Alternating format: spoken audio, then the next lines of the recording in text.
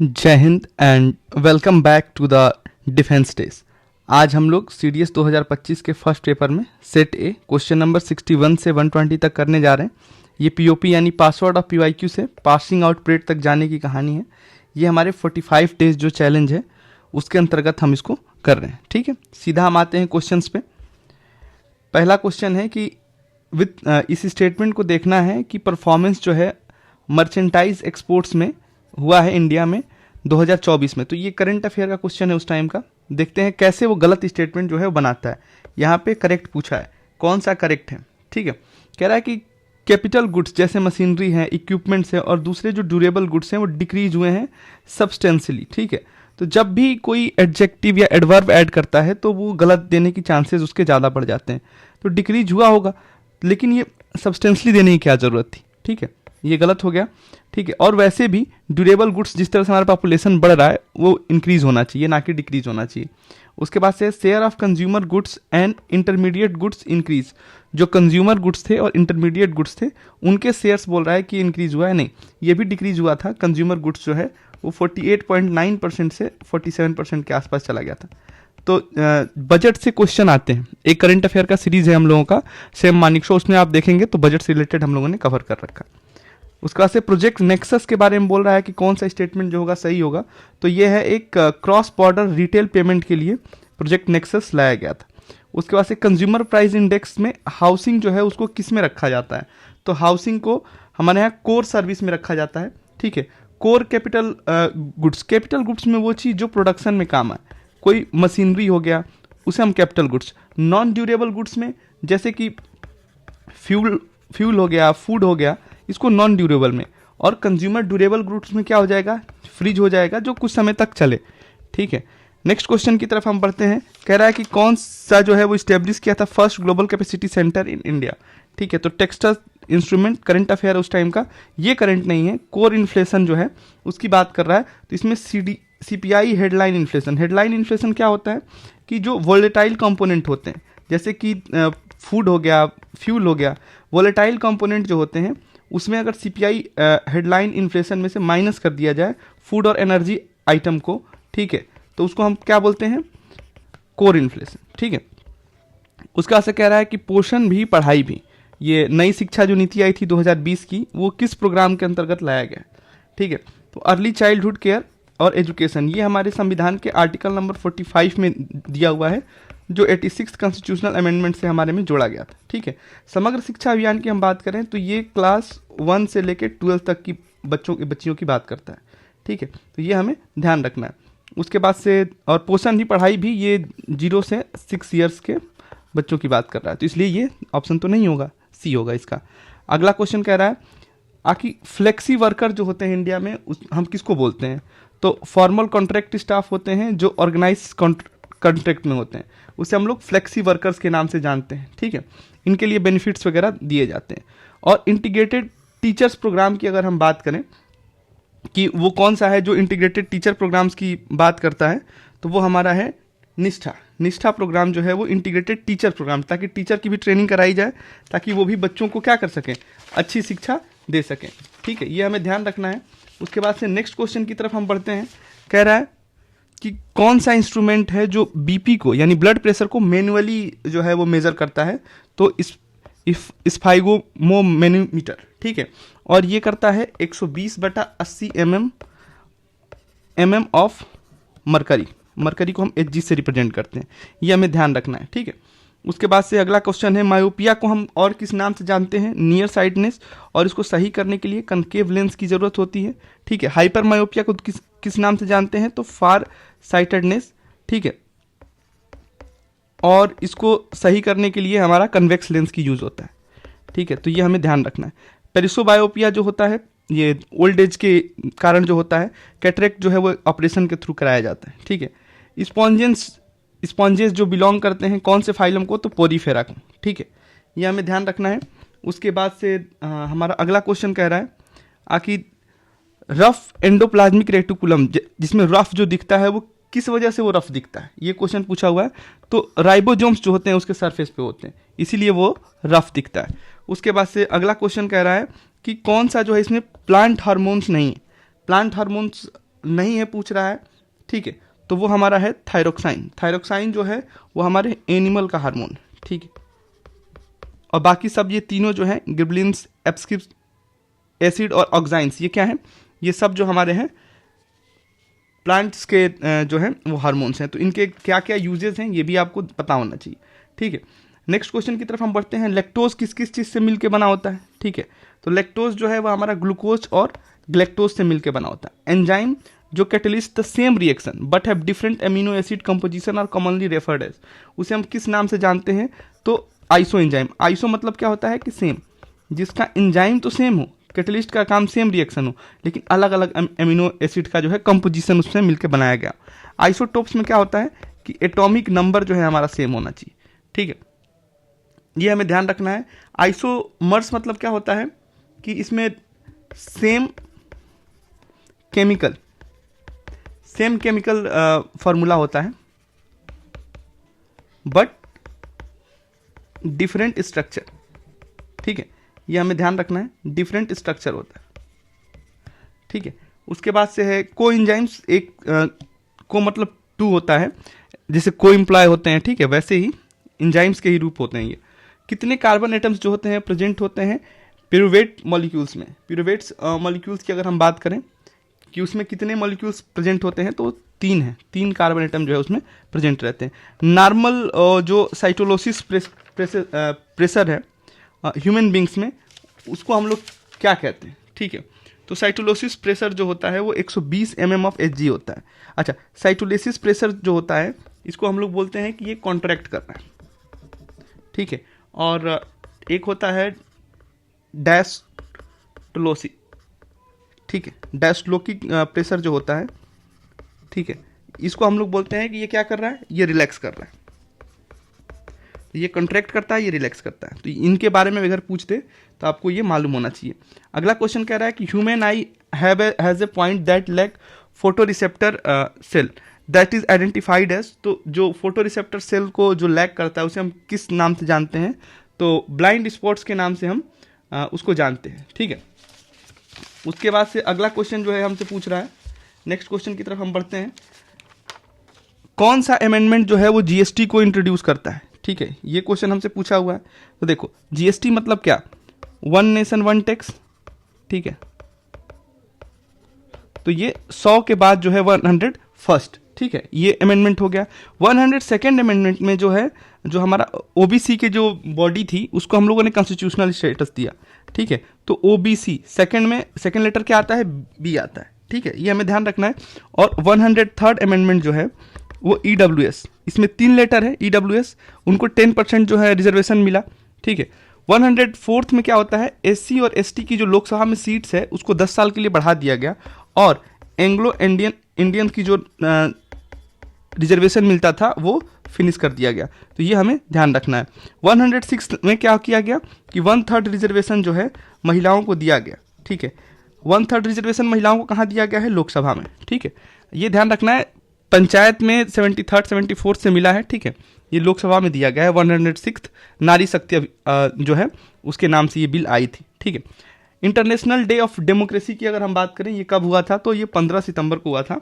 उसके बाद से कह रहा है कौन सी यूएन एजेंसीज हैं जो नोबेल प्राइज जो है एक से ज़्यादा बार जीता गया है। नोबेल प्राइज हमेशा से यूपीएससी का एक फेवरेट टॉपिक रहा है, ठीक है। और नोबेल प्राइज इस साल किसको किस सब्जेक्ट में मिला है, इसके लिए हम लोगों ने जो अपना फर्स्ट सैम मानिकशॉ करंट अफेयर पढ़ाया है उसमें हम लोगों ने सबको मेंशन किया है, तो आप जाके वहाँ से देख सकते हो, ठीक है। तो यूएनएचसीआर को जो है वो एक से ज़्यादा बार मिला है, ठीक है। उसके बाद से है नीति आयोग के बारे में पूछा गया है, कौन सा सही है, तो पीएम जो होते हैं उसके चेयरपर्सन होते हैं, ठीक है, बिल्कुल सही है, गवर्निंग काउंसिल के। और तो ये आप पूछ सकता है कि नीति आयोग के गवर्निंग काउंसिल के चेयरपर्सन कौन है, 1 लाइन क्वेश्चन बन सकता है। एलजी जो होते हैं लद्दाख के, वो उसके गवर्निंग काउंसिल के मेंबर होते हैं। जो यूटीज होते हैं उनमें एलजीज को बनाया जाता है। तो ये बिल्कुल दोनों ही स्टेटमेंट सही है। उसके बाद से कह रहा है सेंट्रल विजिलेंस कमीशन का क्वेश्चन, ठीक है, कह रहा है कि कौन सा स्टेटमेंट जो होगा इसमें सही है, ठीक है, करेक्ट पूछा है। तो कमीशन जो है अपॉइंट कौन करता है, प्रेसिडेंट ऑफ इंडिया, बिल्कुल सही बात है। कमिटी जो है रिकमेंड करती है appointment of central vigilance commissioner has the ministry of home affairs as one of the member, बिल्कुल मिनिस्ट्री ऑफ होम अफेयर्स जो होते हैं उनके एक मेंबर सदस्य के रूप में होते हैं। और सर्टेन सर्कमस्टेंसेस में leader of the single largest group in the opposition in Lok Sabha can be on the committee to recommend the appointment of CBC. ठीक है, ये तीनों ही सही है, कुछ सर्टेन सर्कमस्टांसेस बोला है, इसलिए ये तीनों ही सही है। नेशनल कमीशन फॉर वुमेन की बात अगर किया जाए तो ये एक स्टेचुटरी बॉडी है, और अगर आपको यही national commission for backward caste बोला जाए, ठीक है, तो अभी हमने ऊपर देखा क्या है कि वो एक कॉन्स्टिट्यूशनल बॉडी हो गया under the 102nd constitutional amendment. ठीक है, तो ये हमें ध्यान रखना है कि national commission for backward caste बोले तो वो कॉन्स्टिट्यूशनल बॉडी है, ये एक हमारा क्या है, स्टेचुटरी बॉडी है। और it has the mandate to review constitutional and legal safeguard for women, बिल्कुल महिलाओं की सुरक्षा के लिए ये बनाया गया है। और mandate to advise the government on, और एडवाइस की बात कर रहा है। ठीक है, बहुत सिंपल सा स्टेटमेंट दे रहा है, तो बिल्कुल सही है। 1, 2 एंड 3 इसमें तीनों स्टेटमेंट इसका क्या होगा, सही होगा। नेक्स्ट क्वेश्चन की तरफ हम बढ़ते हैं। कह रहा है कि कौन सा जो है इसमें लेटेस्ट लैंग्वेज जो है इंक्लूड किया गया है 8th schedule of the constitution of India. ठीक है, तो लेटेस्ट जो है वो 92nd अमेंडमेंट से हुआ था। 92nd अमेंडमेंट से जो 4 भाषा जोड़ी गई थी उसको हम लोग याद रखने के लिए MS धोनी,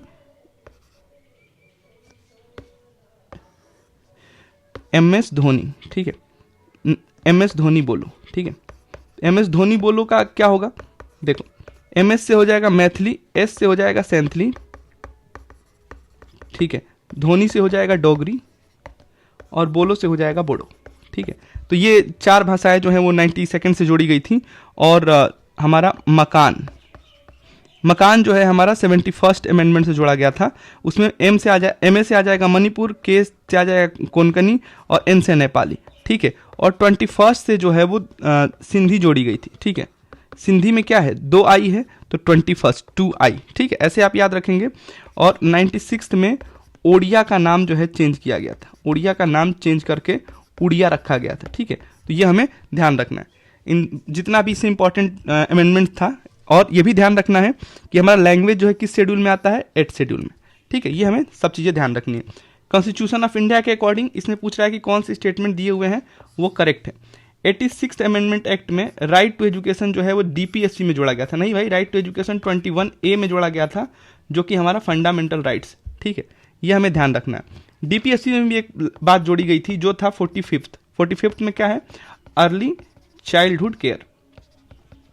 ठीक है, तो 45th आर्टिकल में हमारा ये जोड़ा गया था। ठीक है, और फंडामेंटल ड्यूटीज में क्या जोड़ा गया था, 51A में सब क्लॉज के फॉर किड्स कौन से, जो 6 से लेकर 14 साल के जो बच्चे होते हैं उनकी जो एजुकेशन से रिलेटेड चीज़ें थी। और ये सब किससे जोड़ा गया था, 86th कॉन्स्टिट्यूशनल अमेंडमेंट से। ठीक है, तो ये तीनों बातें आप नोट करके रखेंगे।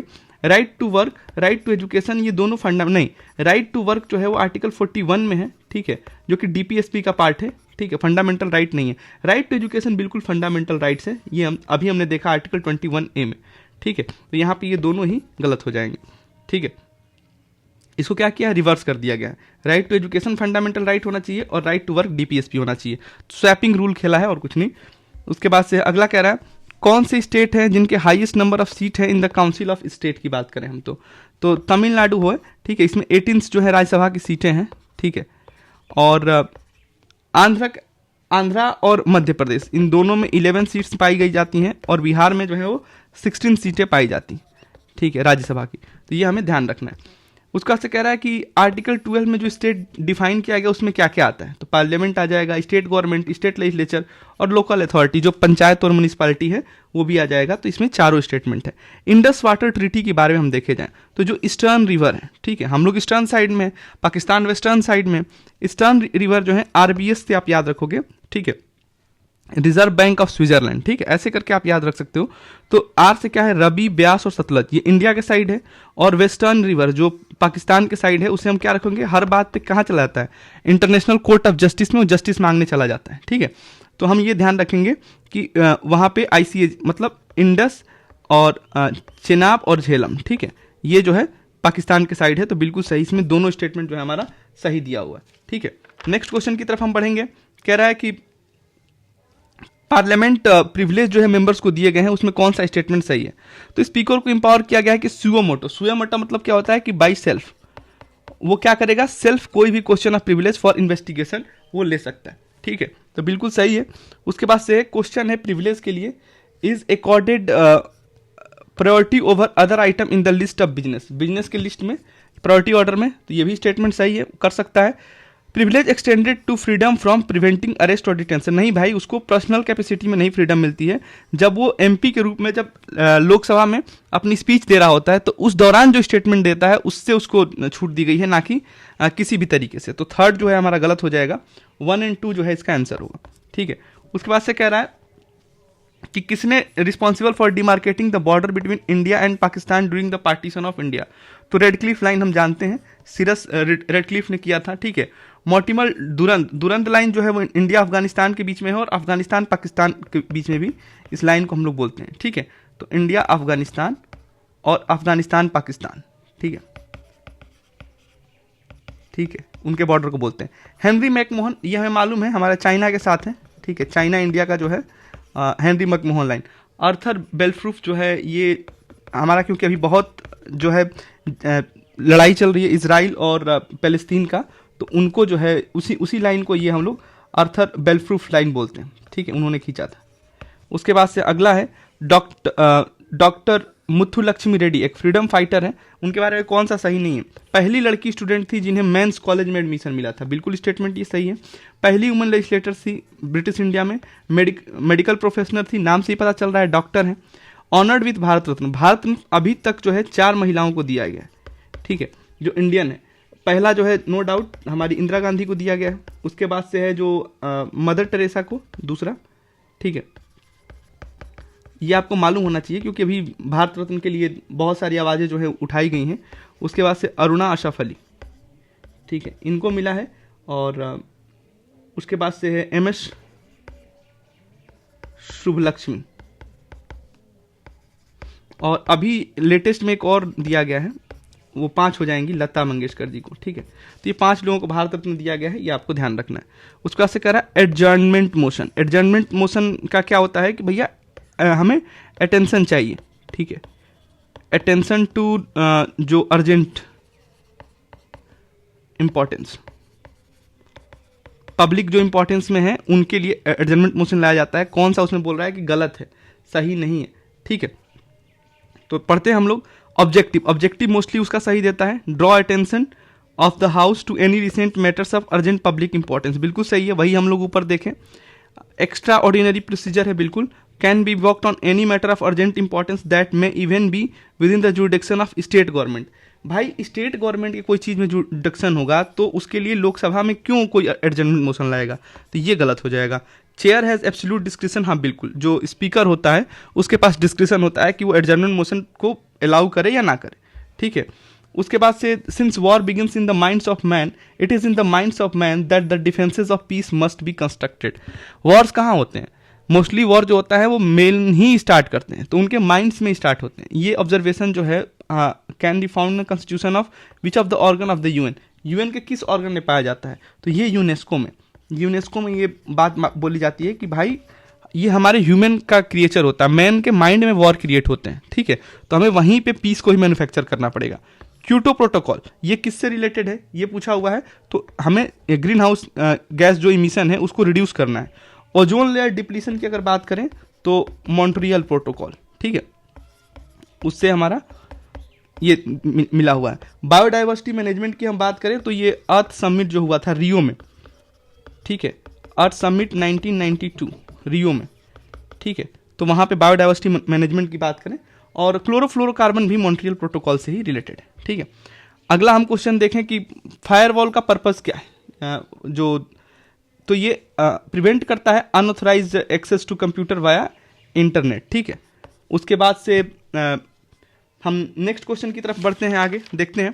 कह रहा है कि कौन सा जो है वो शेयर नहीं करता है territorial boundary with Ukraine. Ukraine के साथ जो है वो टेरिटोरियल बाउंड्री जो है वो शेयर नहीं करता है, तो लिथुआनिया। ठीक है, पोलैंड, रोमानिया और बेलारूस और भी है। अब जाहिर सी बात है यूक्रेन की लड़ाई रसिया से चल रही तो रसिया तो शेयर करेगा ही। ठीक है, स्लोवाकिया, ठीक है, उसके बाद से हंगरी, ठीक है, उसके बाद से हमारा है मोल्डोवा। ठीक है, तो ये जो है कुछ कंट्रीज हैं जो बॉर्डर शेयर करती हैं, आपको ध्यान रखना होगा। नेक्स्ट टाइम अगर क्वेश्चन है तो आप ये गलत करने का रिस्क नहीं ले सकते हो। ठीक है, उसके बाद से है कौन सा स्टेटमेंट जो है इसमें जो है बोल रहा है सही है। ठीक है, तो पहला first law commission recommended IPC 1860, बिल्कुल सही बात है। और इसको रिप्लेस किया गया है भारतीय न्याय संहिता 2023 द्वारा। भारतीय न्याय संहिता 2023 ने इसको क्या कर दिया है, रिप्लेस कर दिया है। तो ये दोनों स्टेटमेंट सही है। तो ये पे ध्यान रखना है कि आईपीसी 1860 को भारतीय न्याय संहिता ने रिप्लेस किया, ये ध्यान रखना है। उसके बाद से कह रहा है कि बैकवर्ड क्लास के लेके अभी हमने देखा कि इसको क्या दिया गया है, कॉन्स्टिट्यूशनल स्टेटस दिया गया है अंडर 102nd कॉन्स्टिट्यूशनल अमेंडमेंट के तहत। ठीक है, पहला बैकवर्ड क्लास कमीशन जो था वो गवर्नमेंट ऑफ इंडिया, जिसे हम लोग काका केलकर कमीशन के नाम से जानते हैं, बिल्कुल सही है, काका केलकर कमीशन। और थर्ड बैकवर्ड क्लास कमीशन जो है सेटअप किया गया था, जिसे हम लोग मंडल कमीशन के नाम से जानते हैं। नहीं भाई, थर्ड नहीं थे, ये सेकंड बैकवर्ड क्लास कमीशन था। ठीक है, जिसको हम लोग मंडल कमंडल की राजनीति भी कहते हैं। ठीक है, तो ये इसमें एक ही सही है और एक गलत है। ठीक है, उसके बाद से हम देखें अगला क्वेश्चन। तो यहाँ पे यहीं से स्टार्ट करते हैं। कैरेक्टरिस्टिक जो पूछा है एआई का पूछा है। ठीक है, एआई का कैरेक्टरिस्टिक क्या होगा? तो एआई का कैरेक्टरिस्टिक ये है कि वो ह्यूमन डिसीजन को क्या करता है, रेप्लिकेट करता है। ठीक है, ये हमें ध्यान रखना है। उसके बाद से कह रहा है कि interactive combination of text, graphic, video, audio और इमेज, इसको हम लोग क्या बोलेंगे? तो इसको हम लोग बोलते हैं मल्टीमीडिया, जहाँ पे सब चीज़ क्या होता है, कॉम्बिनेशन होता है। और मेलिशियस सॉफ्टवेयर जो होता है वो क्या है, ट्रोजन हॉर्स, एक मेलिशियस सॉफ्टवेयर है, उस टाइम करंट में थे ये सब। और कौन सा जो है एप्लीकेशन सॉफ्टवेयर नहीं है, तो लिंकर। लिंकर जो है एप्लीकेशन सॉफ्टवेयर नहीं है, ये एक सिस्टम है। ठीक है, बाकी MS PowerPoint, AutoCAD, spreadsheet जो है ये एप्लीकेशन सॉफ्टवेयर है। ठीक है, तो हम लोगों ने यहाँ तक देखा। अब नेक्स्ट हम लोग बढ़ते हैं कि कौन सा ऑर्गेनाइजेशन या इंस्टीट्यूट है जिसने अभी एक न्यू इनिशिएटिव भारत विद्या परियोजना, बृहत भारत और नारी संवाद परिकल्प ये स्टार्ट किया है। ठीक है, तो Indira Gandhi national centre for art इन्होंने स्टार्ट किया है। ठीक है, इसमें हम अगले क्वेश्चन की तरफ बढ़ेंगे। परंपरागत कृषि विकास योजना ये लॉन्च किया गया था 1516 में। सेंट्रली गवर्नमेंट का एम क्या था? एम पूछ रहा है, तो सपोर्ट प्रमोशन ऑफ ऑर्गेनिक। देखो परंपरागत, ठीक है, अगर आप हिंदी के वर्ड्स को भी ध्यान से देखें, ठीक है, तो परंपरागत क्या होता है? ऑर्गेनिक फार्मिंग जो हम लोग स्टार्टिंग करते थे बिफोर ग्रीन रेवोल्यूशन। ठीक है, MS स्वामीनाथन जी को अभी भारत रत्न मिला है, तो इसलिए और इंपॉर्टेंट ये हो जाता है। सहकार से समृद्धि ये कौन लेके आया था? Ministry of cooperation. ठीक है, तो इसमें पूछ रहा है कि कब ये स्टेब्लिश किया गया था, मिनिस्ट्री ऑफ कोऑपरेशन को विद द विजन ऑफ सहकार से समृद्धि। ठीक है, तो बहुत लेटेस्ट एंट्री है 2021 में। ठीक है, अगला क्वेश्चन इसमें कह रहा है कि कौन सा एजुकेशनल इंस्टीट्यूशन है जिसने कल्चर के अंदर अपना इस्टेब्लिशमेंट हुआ था और प्रोटेक्ट प्रमोट बुद्धा। अभी बुद्धिस्ट काउंसिल जो है न्यू दिल्ली में हुआ है, फर्स्ट बुद्धिस्ट काउंसिल। ठीक है, अभी के हिसाब से जो है वो इंपॉर्टेंट हो जाता है। ठीक है, फर्स्ट वर्ल्ड बुद्धिस्ट काउंसिल जो है वो न्यू दिल्ली में हुआ। तो value of compassion, non violence for developing good morals, values and practices. ठीक है, तो ये किसने स्टार्ट किया था? तो नवा नालंदा महाविहारा नालंदा जो कि बिहार में है, वहां से स्टार्ट हुआ था। मिनिस्ट्री ऑफ डिफेंस ने 2025 को डिक्लेयर किया है as a year of reform. ठीक है, ये हमें ध्यान रखना होगा। उसके बाद से कह रहा है निर्भया फंड। निर्भया फंड जो है एक नॉन लैप्सेबल कॉर्पस फंड है जो कि यूटिलाइज किया जाता है improve the safety and security of women. वो किसके अंदर आता है? तो ये मिनिस्ट्री ऑफ फाइनेंस के अंतर्गत आता है निर्भया फंड। ठीक है, और अगला क्वेश्चन है हमारा कि open network for digital commerce जो है उसके लिए कौन सा सही है? ठीक है, पूछा हुआ। तो कह रहा है कि इसमें ये 2021 में लॉन्च किया गया था, सही है। इसका एम जो था democratise e commerce in India, बिल्कुल सही है। एम जो है मोस्टली सही देता है। इंडिया ने चाइना को सरपास कर दिया। भाई ये नहीं है, कभी दे दे कि हम सरपास कर दें, कभी दे दे कि हम फर्स्टली आ गए हैं। ठीक है, हम ही फर्स्टली हैं, तो ये ऐसे मोस्टली क्या होते हैं, गलत होते हैं। 1 और 2 इसका क्या है, सही है। नेक्स्ट क्वेश्चन की तरफ हम बढ़ेंगे।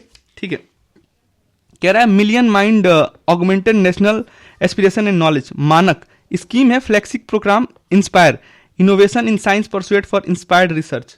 इसके अंतर्गत ये स्कीम है। तो ये क्या है? ये स्कीम जो है वो स्कूल चिल्ड्रन जो 6 से 10 में पढ़ रहे हैं, एज ग्रुप 10 से 15 साल है, उनके लिए। ऑर्डर ऑफ मुबारक अल खबर उस टाइम का हाईएस्ट अवार्ड था कुवैत का, लेकिन अभी इजराइल ने दिया है। ठीक है, इजराइल ने हमारे honourable prime minister Modi ji को अवार्ड दिया है। उसका नाम है स्पीकर ऑफ द किनेस्ट मेडल। ठीक है, ये इजराइल का है। तो अगली अगर आने की संभावना इसकी है कि इजरायली का जो ये अवार्ड दिया गया। ब्लैड ईगल जो है वो किसके साथ हम जो है नेशनल बर्ड है, जो अभी डिक्लेयर हाल ही में किया गया था USA। सूर्यकिरण हम जो नेपाल के साथ जो है हमारा एक्सरसाइज है, मिलिट्री एक्सरसाइज है, ध्यान रखना है। मेजर ध्यानचंद्र खेल रत्न अवार्ड जो है इन चारों को मिला है, गुकेश जी को, हरमनप्रीत सिंह और प्रवीण कुमार और मनु भाकर। ठीक है, उसके बाद से अगला क्वेश्चन है कि कौन सा स्टेटमेंट जो है इसमें सही है।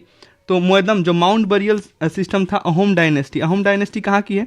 अगर ये क्वेश्चन आ जाए तो आपको ध्यान रखना है असम की, ठीक है। उन्हें यूनेस्को वर्ल्ड हेरिटेज लिस्ट इस साल किसे यूनेस्को को मिला है? ये हम लोगों ने करंट अफेयर सीरीज जो ला रहे हैं सैम मानिक शो, उसमें हमने कवर किया है, आप वहाँ पे अब जाके देख सकते हैं। वो टोटल PYQ बेस्ड है, ठीक है, तो वहाँ से आपको बेनिफिट होगा। गवर्नमेंट ऑफ इंडिया ने स्टेटस दिया है क्लासिकल लैंग्वेज पाली, असामी, बंगाली और मैथिली को नहीं दिया गया है, मैथिली तो ऑलरेडी उसमें है, मराठी को दिया गया है, ठीक है, तो ये हमें ध्यान रखना है। प्रोजेक्ट परी जो है वो एक इनिशिएटिव है मिनिस्ट्री ऑफ एजुकेशन नहीं, मिनिस्ट्री ऑफ कल्चर का जो है एक इनिशिएटिव है, ठीक है। तो इसमें जो हमारा सही है वो स्टेटमेंट 1 सही है और बाकी सब गलत है। उसके बाद से हमारा अगला क्वेश्चन कह रहा है कि प्रोमिनेंट फिल्म पर्सनालिटी हैदराबाद में जन्म हुआ 1970 में, एक सीरीज लेके आते हैं भारत एक खोज, बहुत ही प्यारी सीरीज है। अगर आपको इंडिया के बारे में जानना है after exam you should watch it is on YouTube. उन्होंने डायरेक्ट किया है बायोपिक अबाउट शेख मुजीबुर रहमान, ठीक है, जो कि बांग्लादेश के जो जनक कहे जाते हैं, ठीक है। उस पर्सनालिटी का नाम क्या है? ठीक है, तो वो उस पर्सनालिटी का नाम है श्याम बेंगल, ठीक है, ये हमें ध्यान रखना है। इसरो की कौन सी जो PSLV है लॉन्च है उसमें करेक्टली मैच्ड नहीं है। PSLV C60 स्पेडेक्स, इसमें क्या है कि स्पेस में डॉकिंग की जो सिस्टम है उसको देखने के लिए कि ठीक है कि हम डॉकिंग करने संभव है कि नहीं, ठीक है, ये सही है। PSLV C59 से प्रोबा 3 लॉन्च किया गया था, PSLV C58 से एक्सपोसेट लॉन्च किया गया था और PSLV C57 से आदित्य L1 लॉन्च किया गया था, ठीक है। तो ये हमें ध्यान रखना है, ना कि DSSAR लॉन्च किया गया था, तो यही गलत मैच किया गया है, ठीक है। बाकी करंट अफेयर की सीरीज जो है वो 3 एपिसोड में लॉन्च हो चुकी है, तो वहाँ से आप देख सकते हैं। अभी आपको क्या करना है, आपको अपने लाइफ को लाइक करना है, ठीक है, आपको शेयर क्या करना है, हैप्पीनेस, जो आपके नियर एंड डियर वन है उनके साथ हैप्पीनेस शेयर करने हैं। सब्सक्राइब किसे करना है? सब्सक्राइब करना है आपको फैमिली फर्स्ट, ठीक है, और वहाँ से आपको नेशन फर्स्ट की तरफ आना है, ठीक है, ये आपको ध्यान रखना है। उसके बाद से आपको शेयर क्या करना है, शेयर हैप्पीनेस हो गया, ठीक है। कमेंट कहाँ करना है? कमेंट आपको वहाँ करना है जहाँ आपको मंच और माइक मिले, ठीक है। जब मंच और माइक ना मिले आपको कमेंट नहीं करना है, ये ध्यान रखना है, ठीक है। और एजुकेशन एक लग्जरी है, बहुत से बच्चे हैं जिन्हें अपनी हैंड टू माउथ है, ठीक है, मतलब उतना ही कमाते हैं जितना खा पाते हैं, अपनी फैमिली की भी रिस्पॉन्सिबिलिटी नहीं कर पा रहे हैं। आपको अगर रिस्पॉन्सिबिलिटी मिली है अगर अपने फैमिली को आगे ले जाने की, अपने जनरेशन को चेंज करने की या कुछ कंट्री को करने के लिए, तो give your heart and soul to this field, ठीक है। हमेशा ओपन विथ स्माइल, ठीक है, इसको बहुत ज़्यादा जो है वो एकदम यही नहीं ले लेना है कि अरे यार करेंगे कल करेंगे, ठीक है, कल कभी नहीं आता है, ठीक है। Open with smile, do your best and this is all from my side. और ये 45 डेज का चैलेंज है, ये चलेगा। नेक्स्ट वीडियो में फिर हम मिलते हैं, तब तक के लिए जय Hind and thank you for your patience listening.